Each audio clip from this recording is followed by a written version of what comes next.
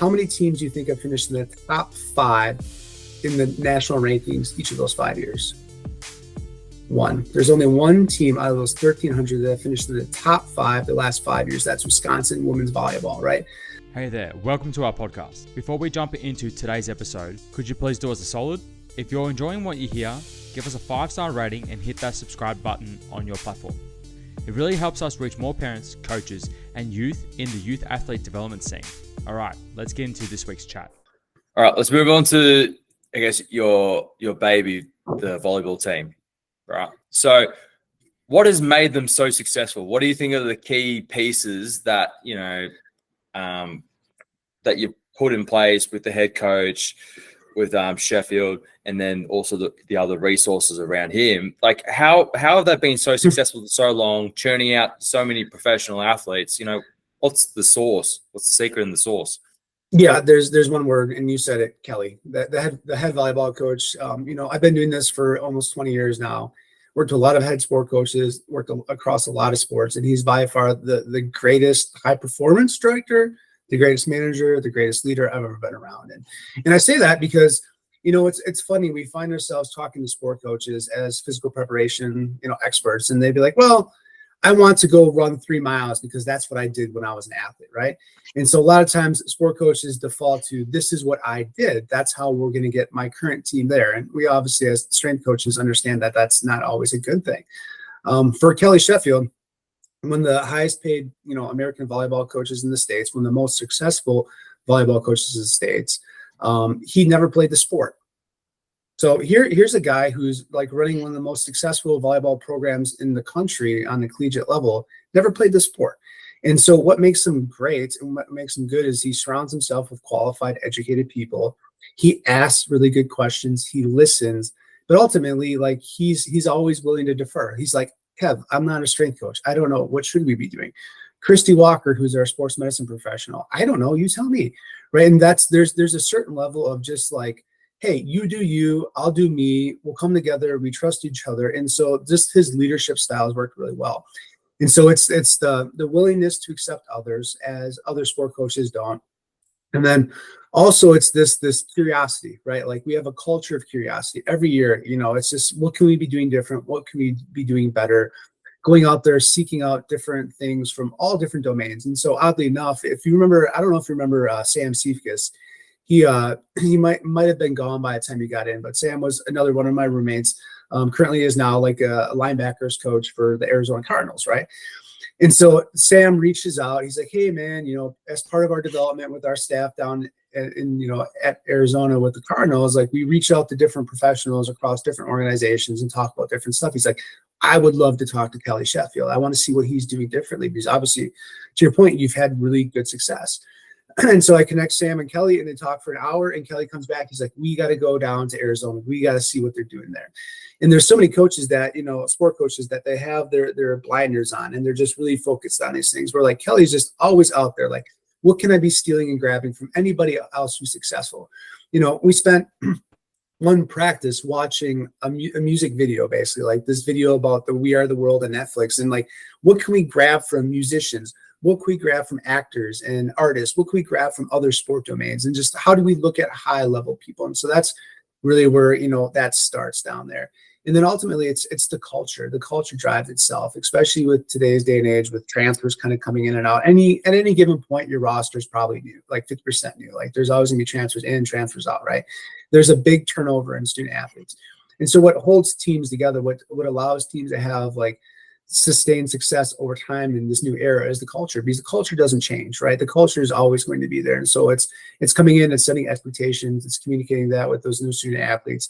And then it's also holding them accountable to what that culture is. And, there's a big framework that we put in, we have like our player's manual. It's like the Bible, right? If there's anything you need to know how you should be doing things to operate at a championship level, you need to look at this thing. And so it's really just building those systems in place where, our student athletes, our sport coaches can kind of like, point each other towards the right way. And it's funny, just recently we were having a conversation and we started looking at some of the statistics, I guess you would call them.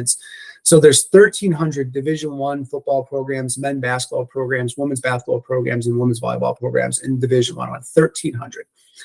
Over the last 5 years, how many teams do you think have finished in the top 5 in the national rankings each of those 5 years? One. There's only one team out of those 1,300 that have finished in the top 5 the last 5 years. That's Wisconsin women's volleyball, right? So over the last 5 years, we're by far the most successful athletic program, football, basketball, men's and women's and volleyball, right? There's 2 teams that have finished 4 in the top 5 4 out of the last 5 years, like, South Carolina women's basketball and UConn women's basketball. I want to say Georgia football might be up there too. But when you look at sustained success for the last 5 years, there's nobody who's doing it better. And it comes down to culture, then also like consistency within staffing. Like we have had 0 turnover over the last 9 years. Everybody's still there. Why? Because it's a good culture. People love what they're doing. They're getting compensated well way.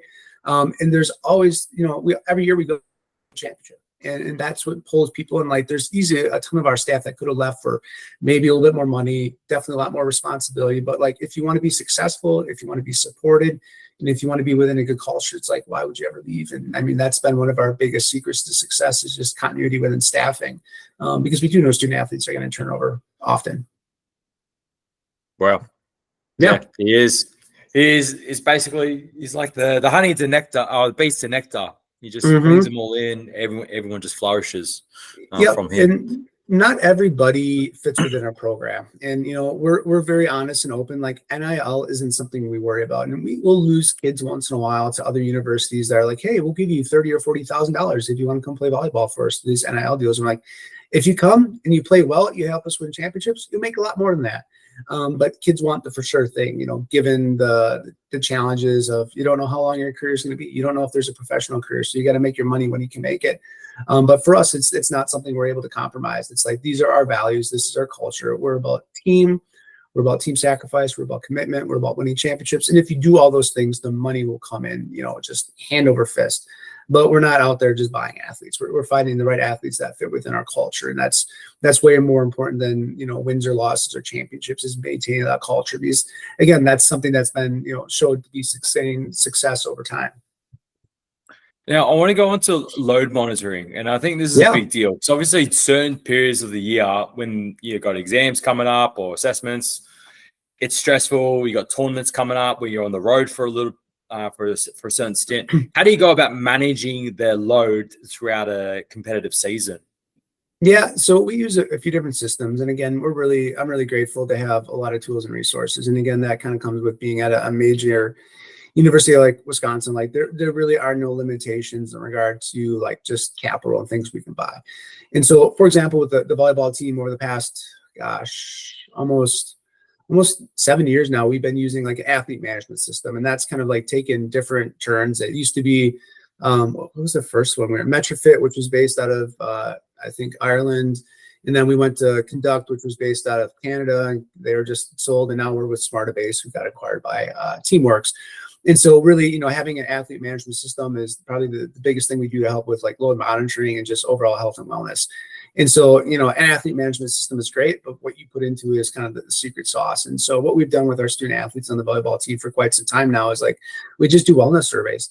Like it's just a subjective wellness survey. Like you wake up in the morning, there's these like 5 to 7 different questions about sleep and nutrition and stress and overall, like just how your muscles feel. And so they answer these subjective questions every morning before they come in for training, right? And so I'm sitting at my desk, drinking my coffee, waiting for the women to come in for a workout. And I'm getting these things and like, all right, well, so-and-so's got a sore low back. I should go talk to them. So-and-so's stressed out. Let's keep an eye on them, right? And so our wellness survey is kind of like the entry into load monitoring. And then the other thing we'll use the athlete management system for is on the back end of the day, we'll just do session RPE. So like, tell me all the stuff you did from a physical component standpoint, practices, trainings, rehab, 1 to 10, 10 is the hardest thing ever. 1, you barely did anything. And then you just do like duration over the RPE, and you can get subjective training load. And so what we do is we look at their wellness surveys in the morning, then we get an idea at the end of the day of what they did from a physical component. And again, this is subjective, right? And so we get an idea is like how they're interpreting their environment, how they're interpreting the stress as a human. And it's kind of like this feed forward mechanism. In addition to like the subjective wellness stuff, we use Catapult for our volleyball practices. And so again, that's, probably the easiest way to do load management. we really only use it during like team training sessions. And so if you think about like during the fall competitive season, like we practice from 2 until 6 every day, right? So I'm going to have a great snapshot of the vast majority of the work they're doing from a sporting perspective.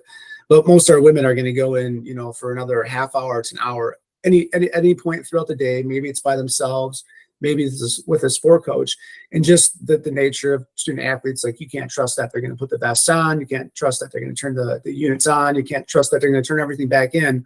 And if those catapult units end up in the washer, that's like $10,000 we've got to come up with, right? And so we really, we only really use the catapult systems for practices, serve and pass, and matches.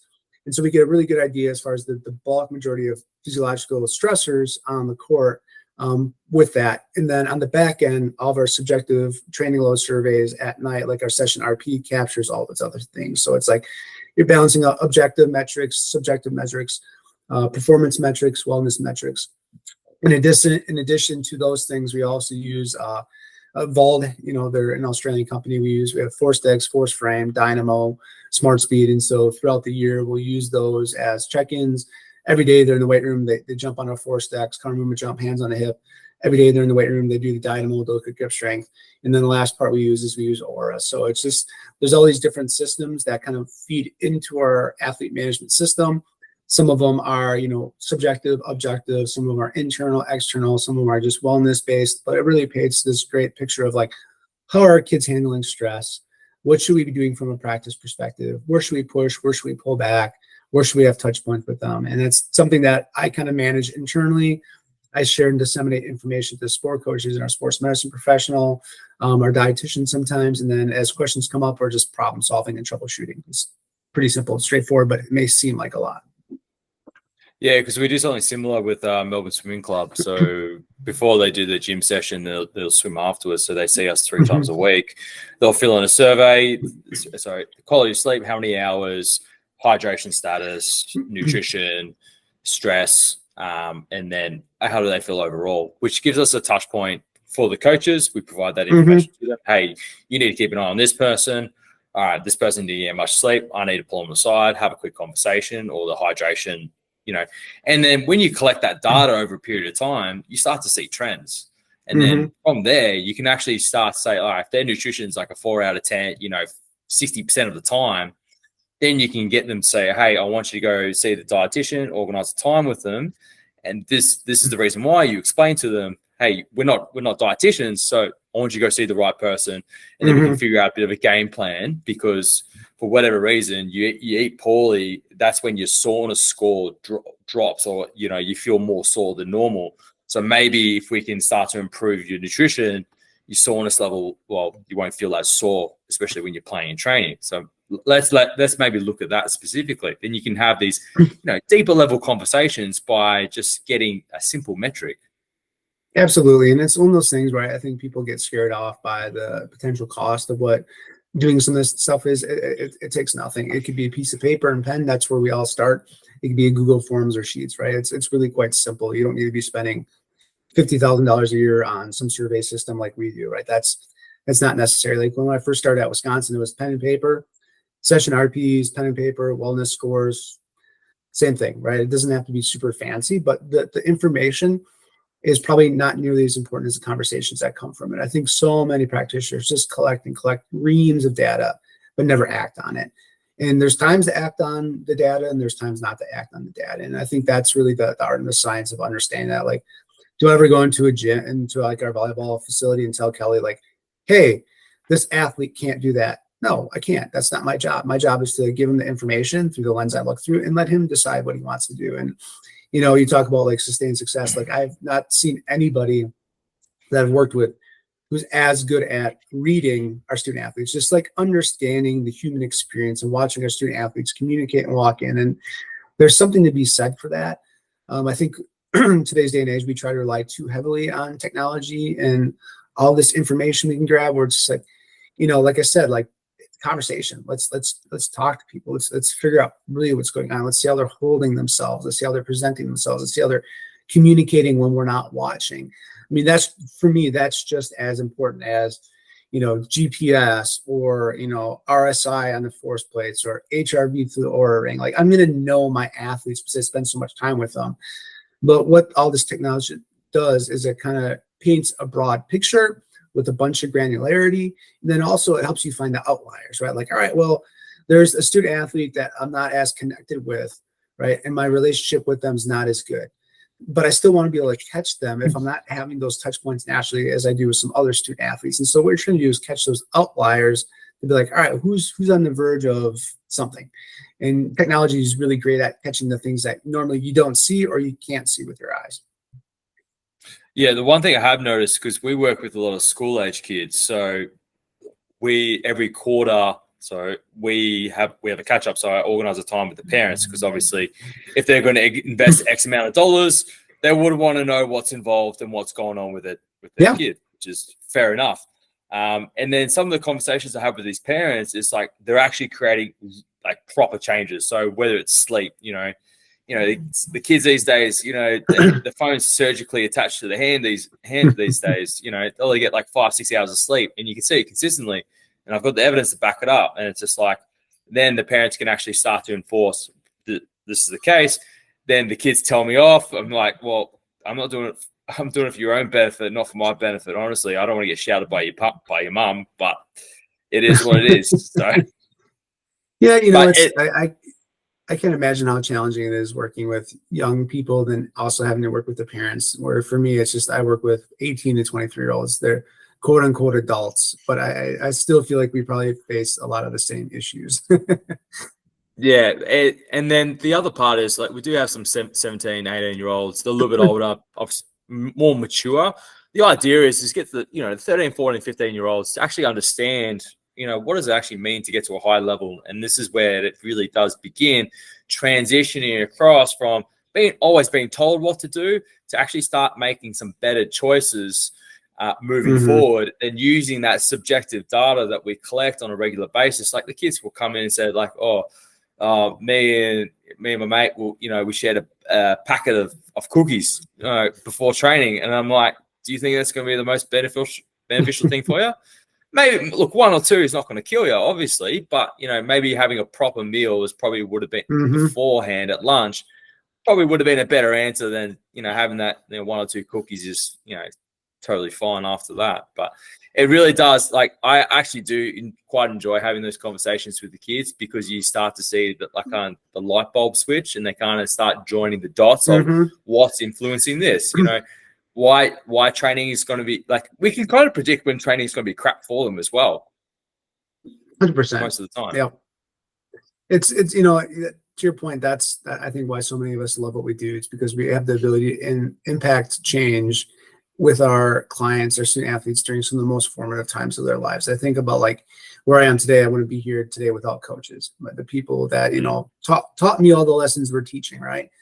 And so it's, what I love about what we do is we teach life through sport, life through the weight room. We're able to impact these student athletes, these clients, these young people during some of the most formative times. And you hope that your impact takes them on a slightly different path that's leading them towards maybe more what their goal state would be, or that best version of themselves. And to your point, 100% with you. It's just make those connections, help them make those things and learn.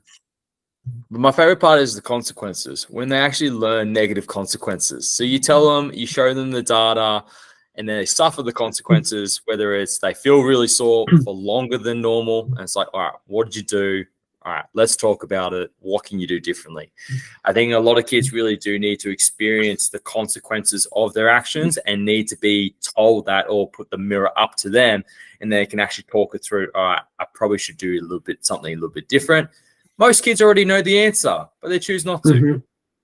Yeah, it's one of the sayings we have in our facility and our volleyball culture is learning only happens when there's a need to, right? So it's as a practitioner, how do you create those environments where learning needs to happen? Sometimes it's through consequences, and failure is a great part of sport, which is why I love what we do, is because it's built into the DNA of who we are as coaches.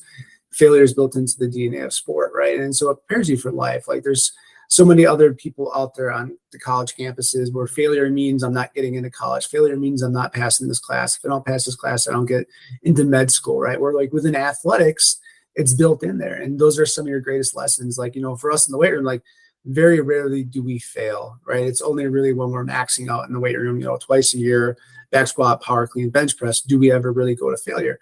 But those are by far some of the greatest learning moments and the greatest impacts to the body physiologically. So if we fail on a Tuesday, next Tuesday we're coming back stronger because we failed. And that is such a great life lesson for people to approach life with, is like, failure's good.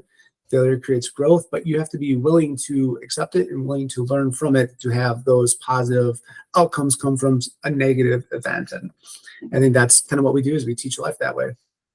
And make the changes. So learning from it and actually implementing the changes, because it's like, you keep doing the same thing and then you're expecting a different result. Good luck with that. It's Alan Deutschman's book, Change or Die. 90% of people who are faced with a life or death decision with their health, diabetes, cancer, like, stop smoking, stop eating so much, you have diabetes. 9 out of 10 people won't do that. They would choose to continue the habits and die earlier than actually change. So you're looking for the 10%. And it really is kind of stark how hard it is to make like changes that are meaningful to our lives in a positive way. So humans were not very smart. Cool. Yeah, unfortunately, yeah. Even if they get hit with all the information and all that jazz, it's because we're in an information-rich world, right? Yep. But for some reason, we choose not to act upon it.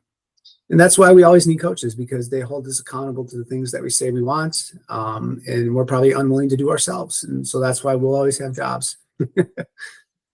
That's true. There's coaches for coaches and the coaches for coaches for coaches these days. It's just never ending cycle. I wanted to wrap up, like, what's happening with Wisconsin moving forward? Like, what's the future look for UW athletics? Oh, it's absolutely bonkers right now. And I say that just because, there's so much changing within the world of college athletics, and we really have to, every university has to really decide where they want to fit within the new model. And so, there's been some revolutionary changes over the last 3 years, from like student athletes' ability to transfer, to student athletes' ability to profit on their name, image, likeness, to student athletes receiving an additional $6,000 a year in way of academic compensation, to now like the big thing we're coming up against is this idea of student athletes as employees, and student athletes getting paid to play sport.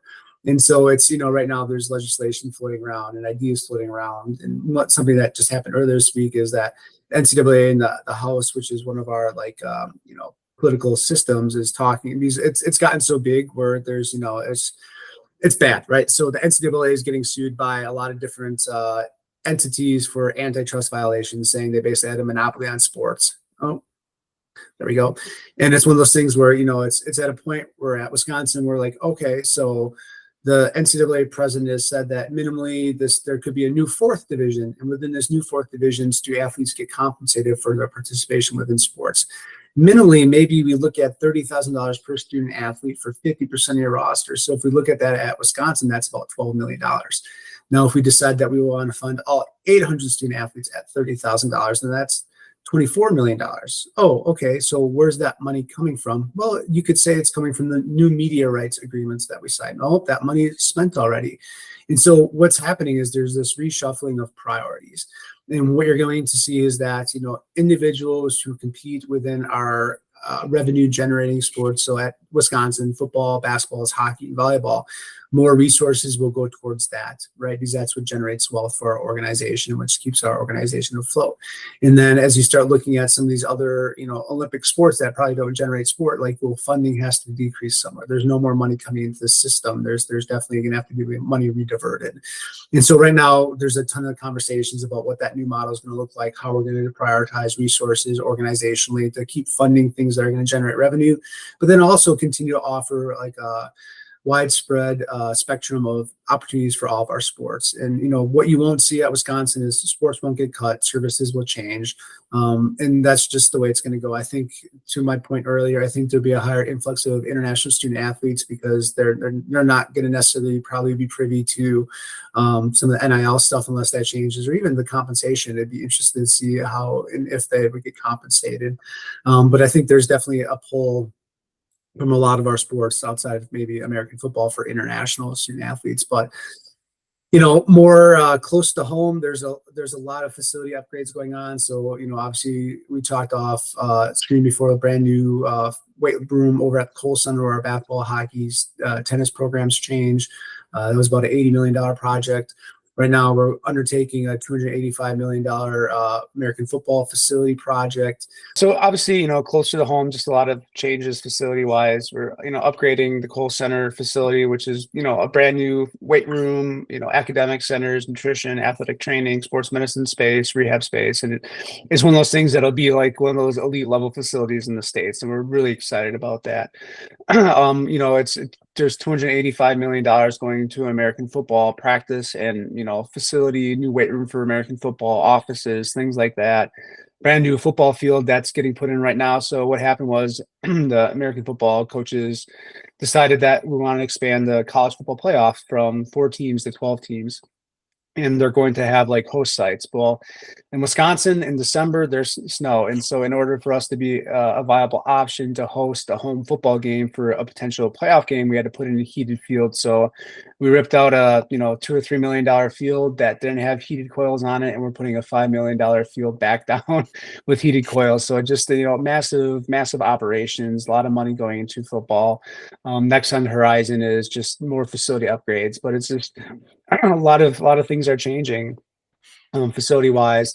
Then also, internally just continue to develop, strength coaches and, work with our sport programs and, all these things are going on externally within college athletics, but we still got a job to do. And that's the thing that's fun is there's a lot of white noise going on around us about like these what ifs and what could be's. And ultimately we have a job to do. And that's to prepare student athletes for the competitions and for practice. And, you can find a little bit of just joy in knowing that for right now, at least that's our primary job. And those things aren't going to change. And, our student athletes and sport coaches are just such amazing people. It's really easy to lose sight of that, but it's so special when you get to work with your student athletes and your coaches and, help everybody really achieve the goals they want. So it's a lot of things happening in the States, a lot of things happening at Wisconsin, but ultimately it's just the things that get you up out of bed every day are your student athletes. And literally the best part of my day is the 1 to 2 hours I get to spend with my volleyball team in the morning. And, then I put my administrative cap on and go to work the rest of the day. The one thing I had noticed with is you mentioned like you have like 4 big programs that bring in the cash for Wisconsin and they kind of like supplement all the other programs in that sense. And obviously that's a general trend across other schools, other universities and colleges as well. And that kind of allows the whole college athletics program to flourish at the end of the day. Yes, I know, I know athletes want to get paid, which is fair enough. But then you got to look at the other side of the equation as well. Does US college athletics, do we see a downturn in that? And does it become just more of an international field as well? So it becomes like this real, like it's a very transient time, essentially, with what's happening with college athletics.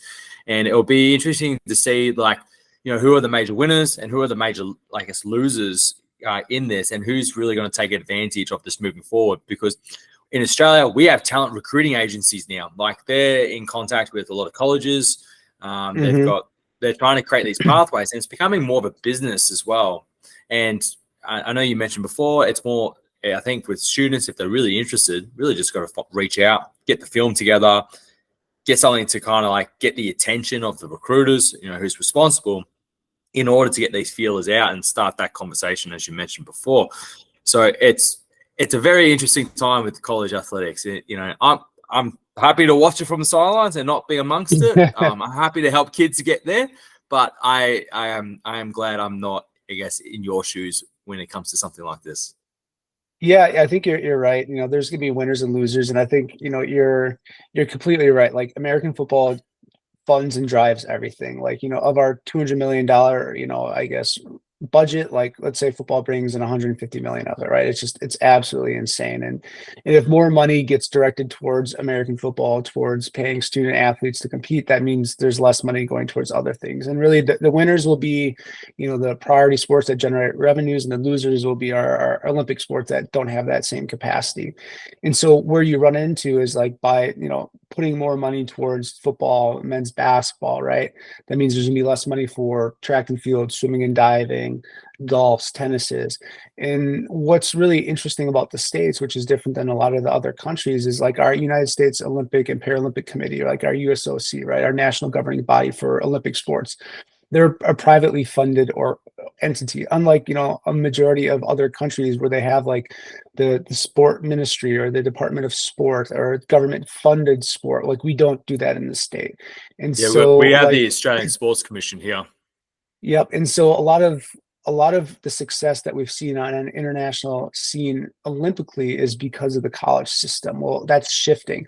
And so the USOC, our national governing bodies for sport, should be really concerned about what these changes mean.